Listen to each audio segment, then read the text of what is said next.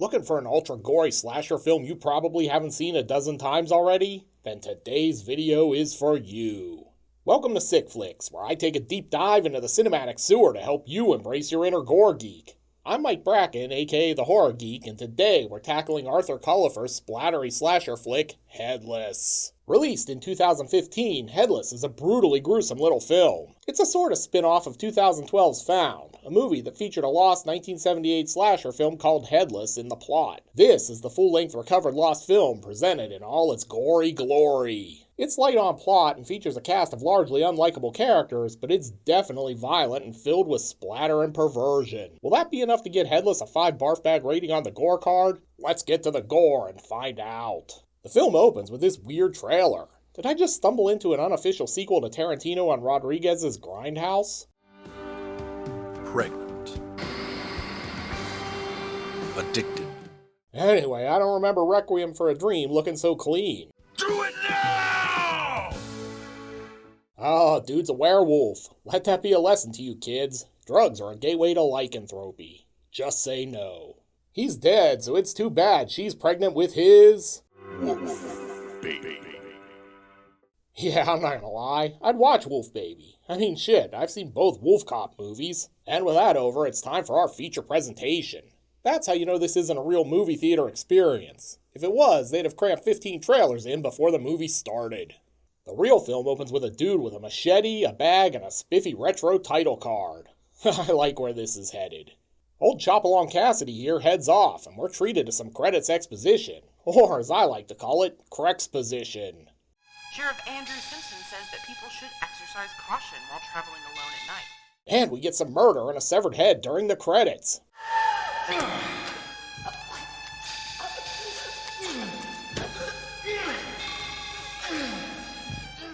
Man, Headless ain't messing around. It's already lived up to the promise of its title, and we're not even 3 minutes in. At any rate, whoever this dude is, he's clearly into the eye candy. Neighborhood watches will continue, however. Wait a minute, was her eye filled with milk? That's a whole lot of fluid for one eyeball. Then he's got another victim, and he decapitates her too. Holy hell, guys, that's 2 decapitations right in the credits. I don't want to get my hopes up, but I feel like we all may be witnessing something a little special here. I'm also guessing this is going to be a nightmare to edit to appease YouTube. After that, it's time for a little bloodbath. Hey, Elizabeth Bathory said it kept her young. Who is this guy to argue? And with that orgy of gore over, the credits finally end. Next, we meet this dude, who's living in a dog crate. Look, he probably just lives in the Bay Area. This is what you can rent for $8 grand a month in San Francisco these days. And he's got this weird creepy kid, Skullboy, basically playing a half-assed game of charades with him. 3 words? The Pointer Sisters? No? Damn it. He heads outside. Man, Skeletor here has really let Castle Grayskull go. Well, better grab my mask and machete. Don't want to be late for work. While he's out cruising, yeah, this dude drives, we cut to this drunk lady staggering out of a bar. And now she's basically walking down the alleyway from Irreversible. I'm sure this is gonna end well. She's searching for a lost kitten, but that's no cat. It's Skeletor, who's also apparently pretty good at animal impersonations. Also, told you this wasn't gonna end well. He doesn't kill her here, though, instead taking her back to his place where she can hang out for a while. After some of the strangest foreplay ever, she's like, "Is that a machete in your pocket, or are you just happy to see me?" Turns out it was a machete. After he gives her a cut-rate breast reduction surgery, he starts carving her like a turkey. Skullboy's like, "Give me one of those legs, man." Apparently, Skeletor's machete is a little dull. He's having a hard time cutting through the bone. Seems safe to say at this point she no longer has a leg to stand on.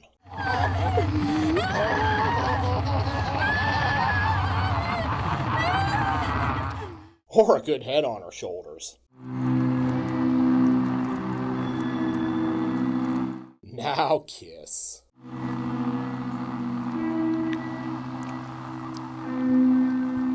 I kind of feel like this guy could be Chrome Skull from Laid to Rest's half-brother, Rubber Skull. And yeah, we'll get the Laid to Rest here on Sick Flicks one of these days. Back at home, Skeletor sits down for a little dinner, but decides to eat dessert first and starts with the eyeball. Man, that'll spoil your appetite. Then he starts putting the moves on whatever this freaky looking thing is. Look, I have no idea what's going on in this movie at this point, but you gotta admit, the gore has been pretty impressive at least. After some more head intimacy, Skeletor shares a quiet moment with his lady friend. Did I ever tell you you have beautiful eyes? Oh wait, I meant delicious. Then he puts her on the shelf with the rest of his harem of heads.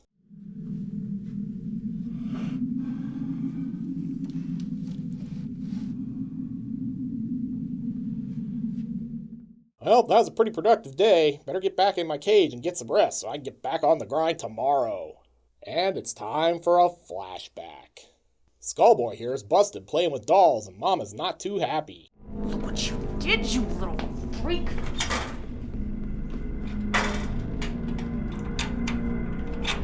That's where little monsters belong. Wow, this lady's really making a case for Mother of the Year. Back in the present, dude's on his way back to his truck with his machete and his bowling ball bag. Kinda looks like a hillbilly Jason Momoa. Before he heads out, he has a meltdown. I can't blame him. Damn it, why did Benioff and Weiss have to ruin Daenerys' character in the last few episodes of Game of Thrones? If you reach this point of the video and find yourself thinking, hey, you know what this movie really needs? A trip for some roller skating? Well, you're in luck. Taylor Swift here is late for her shift, and Slick Vic isn't happy about it. You know you're late. Why didn't you do something about it? Careful, man, she'll roast you in a song. Also, is it just me or does Vic kind of look like Jesus after he decided to start turning water into donuts? So, not only is Vic a horrible boss, he's also a poster boy for the Me Too movement. You girls are always pushing me. It's all take and no give. I think it's time for a little give. Oh yeah, dude, she's definitely writing a song about this. Don't worry though, she's gonna shake it off and talk to her ditzy co-worker. This leads to some exposition. There's trouble in paradise at the Swift residence. And that's fine, and I get it. He's a musician and an artist, and he needs to be happy, and he needs time to create. But he doesn't even clean the house. I feel like she might get 2 songs out of all of this. If you guess Taylor Swift is going to be our final girl, give yourself a screenwriter's credit. But before we get to that, grab an extra screenwriter's credit if you guessed Skeletor was going to stalk the ditzy friend from the roller rink.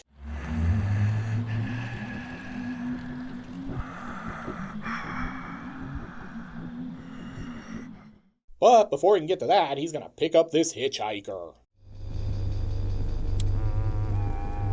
Hey, you mind if I spark this? You already did. Seems kind of pointless to ask now. Also, she's just ticking off slasher film victim boxes at this point. Hitchhiking, smoking joints. If she offers him sex, she's as good as dead. You know what they say, ass, gas, or grass. Come on, lady, you might as well just decapitate yourself. And really, I know this guy's M.O. He's not into ass, but he's definitely like, you sure got a purty head, lady. Not much for rock and roll? I would have guessed you were a rocker. Meanwhile, Skeletor and Skullboy are like, should we just do it now if it means she'll stop talking? Apparently the answer is yes, because he shows her what happens when you don't wear a seatbelt and bounces her head off the dash a few times.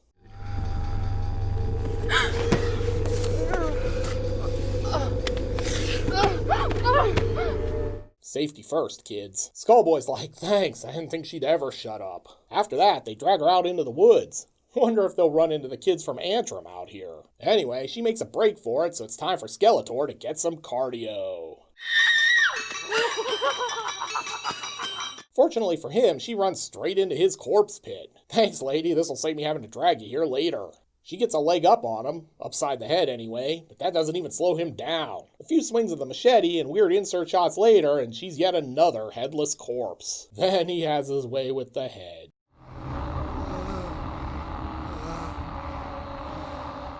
Man, dude's got a really weird O-face. Hey, remember Mother of the Year? Yeah, she's still in this movie. You little shit! You're the reason why he left me! I'm no child psychologist, but I think I have an idea why Skeletor seems to hate women so much. This is all you're getting. Back over at Taylor Swift's place, she's busy going through her royalty statements. Hey babe, could you keep it down? You're harshing my buzz. It gets even worse though. He's one of those stoned bohemian philosophers. All concepts arise from the equation of unequal things. That's what Nietzsche said. What can I say? Dude was right. Forget the song. She's writing a whole album about you, dude. But hey, at least her friend says what we're all thinking. He's an asshole. Back over at Castle Grayskull, Khal Drogo heads upstairs and right into another flashback. He's older now, but his sister is still a monster.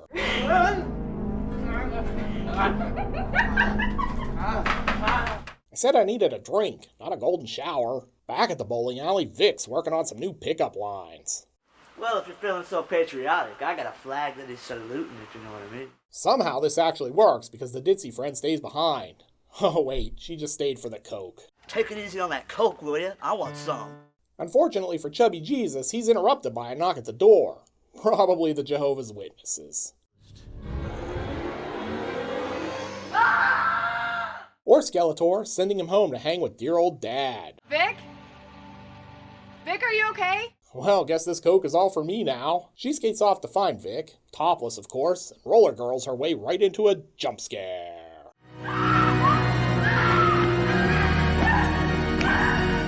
While he's busy stabbing her with the machete, we get this weird scene of him walking through a forest of trees with eyeballs. We call that symbolism, kids. Back in the present, she's going to need to buy some eye patches because he's plucking out her eyeball. This is starting to feel like a Fulci flick.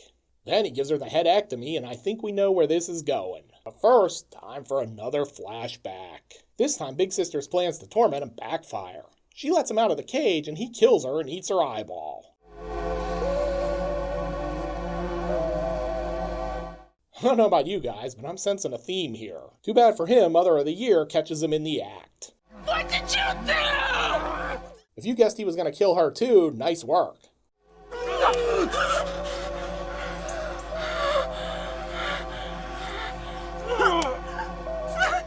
No screenwriter's credit for you, though. That shit was extra obvious. Over at the club, we find time for Taylor Swift and her boyfriend to get into an argument. Come on, Jess, I'm just finishing up with the guys. Be cool, be cool. I told you, I'm trying to be cool, but I'm tired. I'm serious. Seems like a good use of time. I mean, I'm sure we're all totally invested in these characters and this part of their story. Turns out Pete's not only a douche, he's a crook too, because he screwed his band out of their cut of the door. Here, $60. What's this? The door from tonight. See? I can make money too. Taylor's none too happy about that either. What happened to you, man? You used to be cool. The argument continues all the way back to the house. Pete's off to rock a piss, because that seems to be the only thing he can rock, but look out, he's got company.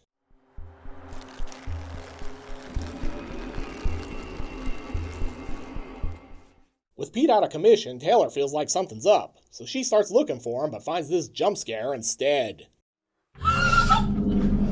He takes them back to Castle Grayskull, where Pete's like a wall decoration. He really ties the room together, and Taylor's strapped to a chair.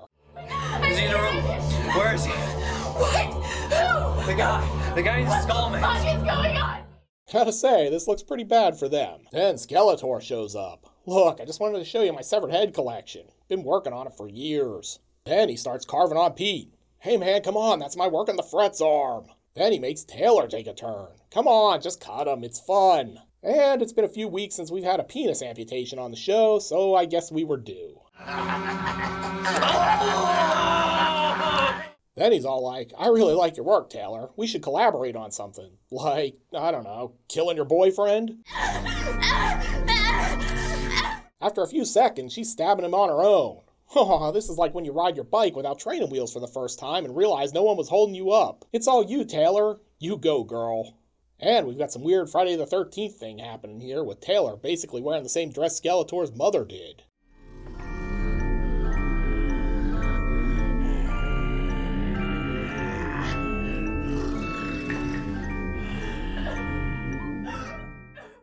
I knew the dude had mommy issues, but this is really going overboard with it. Anyway, she thinks she's gonna walk on by, but surprise, it's not that easy. If you thought Taylor was somehow gonna outsmart this dude and escape for the sequel, well, guess what? You're wrong. He saws her head right off. That leads to yet another flashback with more head humping.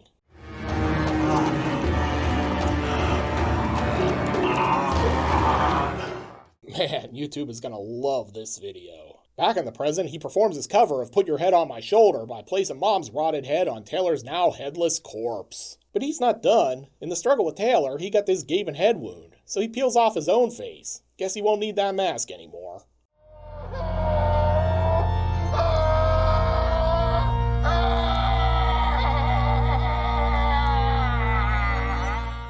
And then it's time for Thanksgiving.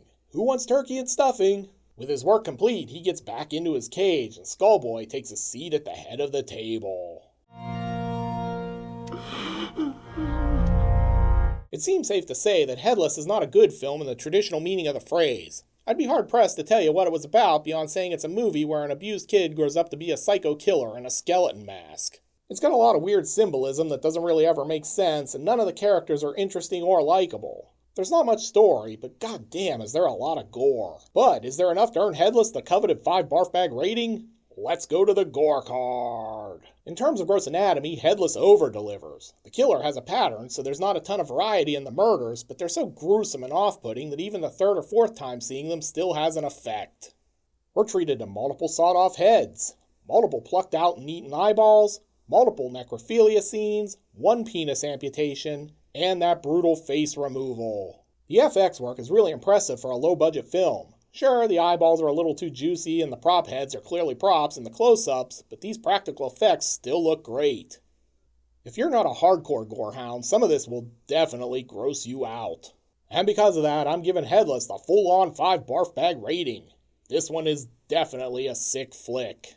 Looking for another recent indie slasher flick with great gore effects? Then be sure to check out my review of Terrifier because it feels like these 2 movies would make a great double feature.